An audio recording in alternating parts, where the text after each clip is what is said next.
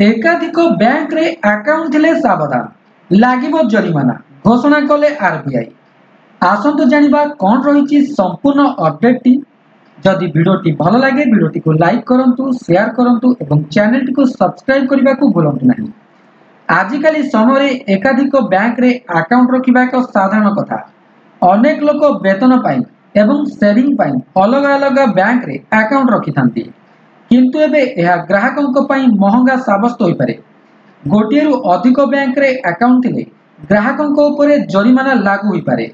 एने एक post social media रे भाइराल होछि। एकाधिक बैंक अकाउंट व्यवहार करुथिबा ग्राहकों को जरिमाना लागू करिबा पई रिजर्व बैंक तरफरु घोषणा होइतिबा सोशल मीडिया रे पोस्ट करा जायछि। प्रेस इन्फॉर्मेशन ब्यूरो रो एक्स हैंडल रे एबोली एक पोस्ट को नहीं सूचना दिया जायछि। सोशल मीडिया रे अपलोड करा जायतिबा ई पोस्ट रो सत्यता विषय रे सूचना देछि पीआईबी। भाइराल हेउतिबा ई पोस्ट रे रिजर्व बैंक रो गवर्नर शक्तिकांत दास को नहीं कुआ जाउछि जे दुईटी बैंक रे खाता रखितिबा ग्राहकों उपरे जरिमाना लागू करा जिवो।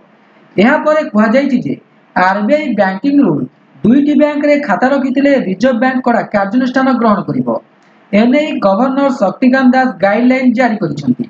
तेबे सोशल मीडिया रे दाबी होतिबा ई पोस्ट को गुजब बोली कहिछि पीआईबी।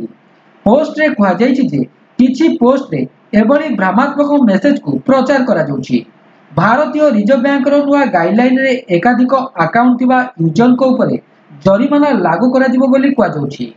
तेणु एबोली खबर प्रति सावधान रहिबाकू अनुरोध करिछि पीआईबी। रिजर्व बैंक तरफरु एबोली कोनोसी घोषणा करा जाई नाही। तेबे यह थिला संपूर्ण अपडेट टी। जदि वीडियोटी भल लागि थाए तेबे वीडियोटी को लाइक करंतु, शेयर करंतु एवं चैनल टी को सब्सक्राइब करबा को भूलंतु नहीं। रहउछि जय हिंद।